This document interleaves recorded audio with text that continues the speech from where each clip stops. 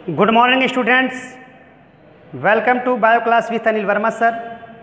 Students, जनन वाले chapter में कई किताब में ये बात लिखा है कि मानव जनन भी उसी में डाल दिया है और कुछ किताबों में मानव जनन अलग कर दिया है। मानव जनन जिसका अब तक हम लोग अध्ययन कर रहे थे, ठीक है। कुछ सिलेबस भी डिस्टर्ब हुए हैं, उनके बारे में आपकी टोटल कन्फ्यूजिंग दूर कर दी जाएगी, बता दिया जाएगा। बशर्ते जितने हम टॉपिक पढ़ा रहे हैं सब आपके बोर्ड एग्जाम के हैं, उनको आप तैयार करते चलिए, ठीक है। उन्हीं टॉपिक्स में आपका जो जनन चैप्टर है, मैं अभी हिसाब से चल रहा हूँ कि जनन में हमें सबके जनन के बारे में पढ़ना है, इसी में मानव जनन भी पढ़ना है, ठीक है। आप अपना कन्फ्यूजिंग दूर करिए, मानव जनन अलग चैप्टर में नहीं, जो पढ़ाया गया अब तक मानव जनन से संबंधित बातें वो एक चैप्टर ही है जनन, जिसमें पेड़ पौधों के भी जनन और मानव के भी जनन के बारे में पढ़ना है। जीवों के जनन, जितने भी प्रकार के जीव हैं सारे जनन मैं इसी में पढ़ा दे रहा हूँ, ठीक है। हमको टॉपिक से मतलब है, एक क्वेश्चन से मतलब है। इसके बाद जैसे चैप्टर फिनिश होता है मैं आप लोगों को बताऊंगा बोर्ड से संबंधित जनन से संबंधित क्वेश्चंस, ठीक है। क्वेश्चन मैं करूंगा और आप आंसर दे देंगे, अथवा जितने कोई क्वेश्चन अगर छूटने की संभावना होगी तो मैं छूटने नहीं दूंगा, मैं उसको आपको बताऊंगा, ठीक है। चलिए अब हम जनन वाले चैप्टर में पुष्पी पादपों में जनन कैसे होता है इसके बारे में जानेंगे, ठीक है। पौधों में जो जनन होता है, अभी हमें इसमें तमाम टॉपिक पढ़ना है पौधों में जनन में, लेकिन मैं पहला उठाया हूँ पुष्पी पादपों में लैंगिक जनन, यानी पुष्पी पादपों में लैंगिक जनन कैसे होता है, ठीक है। पौधों में अलैंगिक जनन भी होता है, लेकिन यहाँ पर सिर्फ किस पौधे की बात हो रही है, पुष्पी, जिसमें पुष्प लगते हैं। और किस जनन की बात हो रही है, लैंगिक, ठीक है। अब इसमें धीरे धीरे आप जान ही लीजिए। पहली बात, नोट अपना तैयार कीजिए जो मैं बोल रहा हूँ कि प्रश्न क्या बनता है कि पेड़ पौधों के लैंगिक अंग क्या हैं, तो आप आंसर दोगे पेड़ पौधों के लैंगिक अंग क्या हैं, पुष्प हैं, ठीक है। दूसरी बात, मैं पुष्प भी मतलब जिस तरह से मानव में एक लिंगी और द्विलिंगी होते हैं, या जंतुओं में एक लिंगी द्विलिंगी होते हैं, द्विलिंगी मतलब उभयलिंगी, एसेक्सुअल बाइसेक्सुअल, ठीक है, यूनिसेक्सुअल होते हैं ना। तो उसी तरह से पौधों में भी एक लिंगी और द्विलिंगी होते हैं, पुष्पी पौधों में, यानी कि पुष्प जो होता है पौधों का लैंगिक अंग होता है। अगर एक पुष्प में सिर्फ एक मेल या फीमेल पार्ट प्रेजेंट है तो वो क्या होगा, एक लिंगी पौधा या एक लिंगी पुष्प होगा। और अगर किसी पुष्प में मेल और फीमेल दोनों पार्ट प्रेजेंट हैं तब वह पुष्प क्या होगा, बाइसेक्सुअल होगा, द्विलिंगी या उभयलिंगी होगा, ठीक है। चलिए अब मैं यहाँ पर एक बाइसेक्सुअल फ्लावर का डायग्राम दे रहा हूँ, उसको समझिए और उसके संबंधित तमाम बातों को जानेंगे। आपके मन में ये चल रहा होगा एसेक्सुअल और बाइसेक्सुअल का फ्लावर डायग्राम क्या होता होगा, यानी चित्र कैसा होता होगा। और ये भी आपके मन में चल रहा होगा कि ये कैसे होते होंगे, तो आपकी जानकारी के लिए बता दें, बस आप इन्हीं की कल्पना कर लीजिए। यहाँ पर मैंने कौन सा फिगर बनाया है, बाइसेक्सुअल का, द्विलिंगी का मैंने बनाया फिगर, यहाँ पर आप देख सकते हो, देख रहे हो ना। तो यहाँ पर बाइसेक्सुअल का फ्लावर बना है, जिसमें आप देख रहे हो यहाँ पर मैंने लिखा स्टामेन, ठीक है, और यहाँ पर मैंने लिखा कार्पेल, ठीक है। तो अभी ये स्टामेन जो होता है ना वही क्या है, मेल पार्ट है, और जिधर आप देख रहे हैं कार्पेल, ये जितने पार्ट है ये आप देख रहे हैं, ऐसे मैंने ये ब्रैकेट बनाया है, इस ब्रैकेट के अंडर में ये जितने हैं ये सब कार्पेल के अंडर में हैं, यानी टोटल के टोटल क्या हैं, फीमेल पार्ट हैं, कार्पेल हैं, जिसे हम हिंदी में स्त्री केसर कहते हैं, सब मैं बता रहा हूँ, ठीक है। यहाँ पर आप देख रहे हैं स्टामेन, स्टामेन के अंदर दो पार्ट हैं, एंथर और फिलामेंट, एंथर और फिलामेंट। तो ये जो आप देख रहे हैं ना, ये दोनों पार्ट किसके हैं, मेल पार्ट के हैं, और दोनों पार्ट एक फ्लावर में पाए जा रहे हैं, यानी यह द्विलिंगी पुष्प हुआ, ठीक है। तो चलिए अब इसको जानते हैं। अब इनमें से अगर स्टामेन एब्सेंट हो जाए, केवल प्रेजेंट रहे कार्पेल, ठीक है, तब भी यह एक लिंगी होगा, और एक लिंगी में क्या होता है, मादा पार्ट का होगा यानी फीमेल होगा, क्योंकि यहाँ पर कार्पल प्रेजेंट है और स्टामेन एब्सेंट है। बट अगर स्टामेन प्रेजेंट हो और कार्पेल एब्सेंट हो जाए, यानी ये सारी रचनाएं जो है ये बीच वाली, ये सब कार्पेल के अंतर्गत आ रही हैं सब, तो ये सब एब्सेंट हो जाएं और स्टामेन यानी ये सब केवल प्रेजेंट हो, तो क्या होगा, वो एक लिंगी होगा, और एक लिंगी में भी क्या, मेल।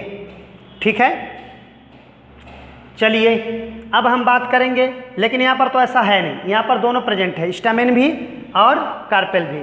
ठीक है, चलिए पहले इसका हम वर्णन करते हैं।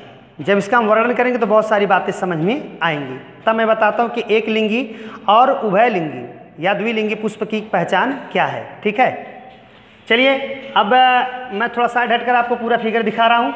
आप देख रहे होंगे कि बीच में एक खंभे की तरह एक रचना दिख रही है ना, जिसमें ऊपर ऐसा कोई भी पुष्प आप ले लेंगे, सरसों का पुष्प ले लेंगे तो आप ऊपर देखेंगे कुछ मोटा रहेगा, बीच में पतला और लंबा हो जाएगा, फिर नीचे जाकर काफ़ी मोटा और बड़ा हो जाएगा। ठीक है, जो सबसे ऊपर होगा उसको हम स्टिग्मा कहेंगे। हिंदी में स्टिग्मा को हम वर्तिकाग्र कहते हैं। ठीक है, उसके बाद उसके नीचे जो पाइप की तरह रचना है इसको हम स्टाइल कहते हैं। ये वाली रचना, इतनी रचना, सिर्फ इतनी, ठीक है, स्टाइल या वर्तिका कहते हैं। इसी वर्तिका के नाते इसका यह अग्रभाग है, इसलिए वर्तिकाग्र कह रहे थे। और उसके सबसे नीचे आप देख रहे हो कि फूली हुई भाग है बड़ी सी, उसे हम ओवरी या अंडाशय कहते हैं। ठीक है, इसी अंडाशय में ओव्यूल या बीजांड, हिंदी में ओव्यूल को बीजांड कहते हैं, प्रेजेंट रहता है। ठीक है, और ये टोटल पार्ट कहलाता है कार्पल या स्त्री केसर हिंदी में।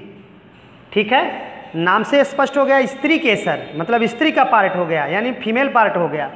तो ये जितना मैंने ये, अब आप चित्र में अगर देखें तो ये सिर्फ इतना समझिए, मेरे हाथ को ध्यान से देखिए, इतना सिर्फ समझिए, मेरे अंगूठे को ध्यान से देखिए, सिर्फ ये बीच वाला पार्ट क्या हो गया है, स्त्री केसर या कार्पल हो गया है। ठीक है, अब इसके अलावा अब आप देख रहे होंगे कि दो इधर है, दो इधर मैंने बनाया है, ये दोनों और ये, यानी ये चारों के चारों क्या है, स्टामेन यानी मेल पार्ट, जिसे हम कहेंगे पुंकेसर हिंदी में, पुंकेसर, पुंकेसर। ठीक है, और इधर जो आप देख रहे हो ये पुंकेसर का सबसे ऊपरी भाग जो कोष्ठनुमा दिख रहा है, इसे हम एंथर हिंदी में पराग कोश कहते हैं। उसके नीचे एक तंतुवत रचना, तार की तरह रचना जा रही है, इसे हम फिलामेंट, ठीक है, या पुतंतु कहते हैं, पुतंतु हिंदी में। ठीक है, अब यही दोनों मतलब मेन है, स्टामेन और कार्पल। ठीक है, बाकी इसके अलावा जो आप स्ट्रक्चर देख रहे हो मैंने बिंदी बिंदी करके अलग किया है। ठीक है, पत्ती की तरह रचना। ठीक है, ये जो रचना आप देख रहे हो ये क्या होता है, तो ये जो बिंदी बिंदी वाली रचना आप देख रहे हो इसका नाम पेटल है। क्या नाम है, पेटल। ठीक है, और उसके बाद उसके भी आउट आप देखोगे, पुष्प लेकर देखिए, हरी हरी सी नीचे पत्ती की तरह होती है, उसके भी आउट होती है, उससे सेपल कहते हैं। इसे कहते हैं अंतः दल, इसे कहते हैं अंतः दल, पेटल को। इसे कहते हैं वाह दल, जो नीचे पत्ती पत्ती तरह होता है। अब आप इमेजिन करिए, कल्पना कीजिए कि एक फ्लावर है आपके पास सरसों का, आपके हाथ में सरसों का पुष्प आप देखे होंगे। सेम मैंने प्रोसेस यहाँ पर बनाया है। आप कभी भी देखो जो पीला पीला होता है उसका पत्ती की तरह पुष्प में पत्ती की तरह, पत्ती नहीं, आप लोग कुछ और ही समझ लेते, बहुत समझदार हैं आप लोग। ठीक है, ज़्यादा ही ना समझदार बनिए, यहाँ पर समझिए। जो बीच में आप देखेंगे तो इस तरह की रचना मिलेगी, वही होगा कार्पल। फिर उसके चारों तरफ देखेंगे इस तरह से तंतुवत रचनाएं मिलेंगी, उसका नाम होगा स्टामेन। फिर उसके बाद जो पीली पीली होगी पुष्प में सरसों के, वो होगा पेटल। और जो सबसे आउट नीचे हरी हरी सी होती है पत्ती की तरह, वो क्या होगा, सेपल। और ये सारा का सारा पुष्प का भाग एक आसन पर विराजमान होता है, जिसे हम पुष्पासन, हिंदी में पुष्पासन। देखिए सारा पुष्प इसी आसन पर बैठा है, इसलिए इसे पुष्पासन या रिसेप्टिकल कहते हैं। ठीक है, और जब किसी पुष्प को हम पकड़ते हैं तो पुष्प नहीं पकड़ते, नीचे उसका एक डंठल होता है, उसे हम पकड़ते हैं ना, वो डंठल या पेडिसेल है। डंठल या पुष्प तंतु या डंठल या पेडिसेल है। ठीक है, तो इस तरह से आपने एक बाइसेक्सुअल फ्लावर यानी द्विलिंगी या उभयलिंगी पुष्प का स्ट्रक्चर आपने देखा, ठीक है। तो ये होता है पूरा का पूरा स्ट्रक्चर। अब आपको बता दें, मैंने सारा नाम लिया, आप ये देखे होंगे पोलन ग्रेन का नाम मैंने नहीं लिया। अब मैं बताता हूँ वो क्या है। देखिए एंथर और फिलामेंट स्टामेन, यहाँ पर आप देख रहे हो ना, तो ये टोटल स्टामेन है। ध्यान से देखिएगा, ये टोटल क्या है, स्टामेन। इस पर कोश की तरह रचना होती है जिसे हम एंथर या पराग कोश कहते हैं। इन्हीं पराग कोश में पोलन ग्रेन्स भरे होते हैं या पराग कण भरे रहते हैं। ध्यान दीजिएगा, आपके परीक्षा में 2 वर्ड आएगा, परागण क्रिया एक आएगी, मैं यहाँ पर लिख रहा हूँ, क्लियर कर रहा हूँ घेर कर। एक वर्ड है पराग कण और एक वर्ड है परागण। आपके पेपर में, हिंदी में पेपर आएगा ना, तो ये कंफ्यूज मत होइएगा, 2 वर्ड है। पराग कण क्या है? पराग कण किसी पुष्प का मेल गैमीट होता है। जैसे आप लोग जंतुओं में जनन पढ़े थे, जंतुओं में मानव में जनन, तो जो स्पर्म था ना, शुक्राणु, वह नर युग्मक था, नर के शरीर में पाया जा रहा था। उसी तरह से पुष्पों में, पेड़ पौधों के पुष्पों में परागकण नर युग्मक होता है, मेल गैमीट्स होता है, ठीक है, परागकण। और परागण क्या है? परागण क्रिया है। कैसे क्रिया है अभी ये बताते हैं। पहले हम कंपैरिजन कर दें। परागकण या पोलन ग्रेन जो मेल गैमीट्स है, तो फीमेल गैमीट क्या होगा? तो आप यहाँ देख रहे हो, कार्पेल में सबसे नीचे ओवरी पाया जा रहा है, ओवरी में ओव्यूल है और इसी ओव्यूल में अंड कोशिका होती है, जिसको मैं यहाँ बढ़ाकर लिख देता हूँ आपके समझने के लिए। ये देखिए, आप देख रहे होंगे ना, ये दुष्ट मैंने बनाया है, यही अंड कोशिका या एग सेल बोलते हैं, एग सेल। यही एग सेल फीमेल गैमीट है।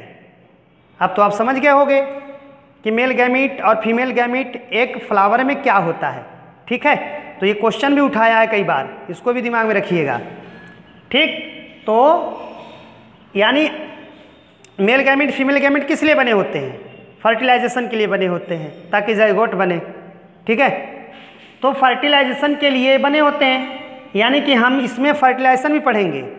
तो पोलन ग्रेन इस एग सेल के जब मिलेगा तभी तो फर्टिलाइजेशन होगा, तभी तो निषेचन क्रिया होगी और जाइगोट बनेगा, ठीक है। तो इसी मिलन के लिए एक क्रिया होती है परागण क्रिया या पॉलिनेशन होती है। क्या होती है? पॉलिनेशन।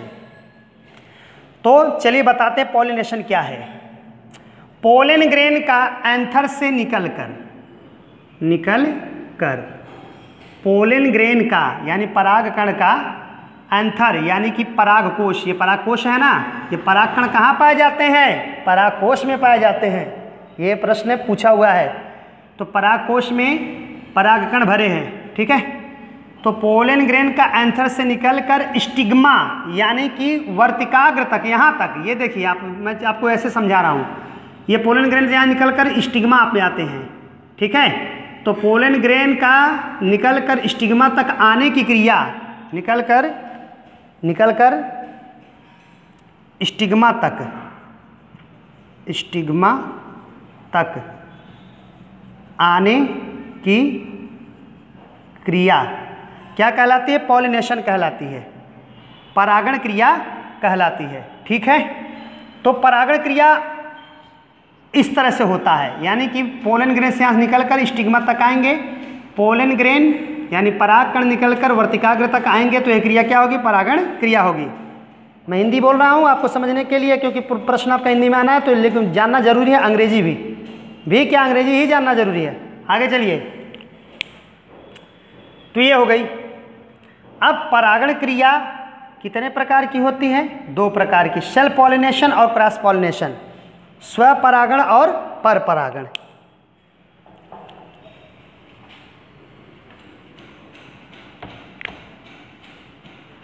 स्वपरागण और परपरागण ये किस लिए होती है, इसको जानिए। दरअसल स्वपरागण और परपरागण दो प्रकार की क्रिया क्यों बनी, इसको जानें। जो सेल्फ पॉलिनेशन यानी स्वपरागण क्रिया है, इसके लिए जरूरी ये होता है कि फ्लावर बाइसेक्सुअल हो, उभयलिंगी हो या द्विलिंगी हो। तो ये होता क्या है, जब एक ही पुष्प के परागकण उसी पुष्प के, ध्यान देंगे, जब परागकण किसी पुष्प के परागकण उसी पुष्प के स्टिग्मा पर जाते हैं, समझ रहे हो ना, यानी कि एक ही फूल में ये होता है, ऐसे समझो, एक ही फूल में ये होता है, एक ही पुष्प में होता है कि जब किसी फ्लावर के पोलन ग्रेन उसी फ्लावर के स्टिग्मा पर जाते हैं तो ऐसी पॉलिनेशन सेल्फ पॉलिनेशन कहलाती है। बट जब किसी फ्लावर के पोलन ग्रेन्स किसी अन्य फ्लावर के स्टिग्मा पर जाते हैं, किसी फ्लावर के पोलन ग्रेन्स किसी अन्य फ्लावर के स्टिग्मा पर जाते हैं, तो यह क्रिया क्रॉस पॉलिनेशन या पर परागण कहलाती है। ठीक है, वेरी इंपॉर्टेंट, बहुत बार परीक्षा में पूछा हुआ है पॉलिनेशन और उसके टाइप को, ये दिमाग में रखिएगा। ठीक है, तो स्टूडेंट्स, इस प्रकार से हमने बहुत सारी बातों को, बहुत सारे टॉपिक्स को जाना। अब मैं थोड़ा जो है इस पर आगे बता दूं कि इसमें इवेंट्स कैसा होता है, क्या इसके बाद होता होगा, इस फूल में कौन कौन सी घटनाएं घटती हैं। ठीक है, तो आपको बता दें कि जब पोलन ग्रेन यहाँ आ जाते हैं, एक मैं सारांश दे रहा हूँ, उसके बाद फिर अगले वीडियो में इसका डिटेल अब मैं दूंगा फर्टिलाइजेशन का। ठीक है, जब पोलन ग्रेन से यहाँ आते हैं तो पोलन ग्रेन से यहाँ आने के बाद यहाँ से पहुँचते हैं किसके पास, एग सेल के पास। एग सेल और पोलन ग्रेन्स आपस में मिल जाते हैं।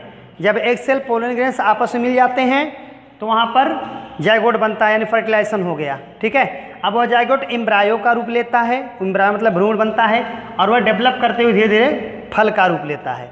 तो परीक्षा में कई बार पूछा हुआ एक प्रश्न और है बहुत इंपॉर्टेंट, कि फल का निर्माण पुष्प के किस भाग से होता है। तो फल का निर्माण पुष्प के अंडाशय या ओवरी से होता है। ठीक है, फल का बीज किससे बना होता है, तो फल का बीज अंडाशय में उपस्थित बीजांड या ओव्यूल से बना होता है। ठीक है, तो अब यहाँ पर इस वीडियो को ख़त्म करते हैं, फिर नेक्स्ट वीडियो में इसके आगे की कथा लेकर हम आते हैं। Thank you.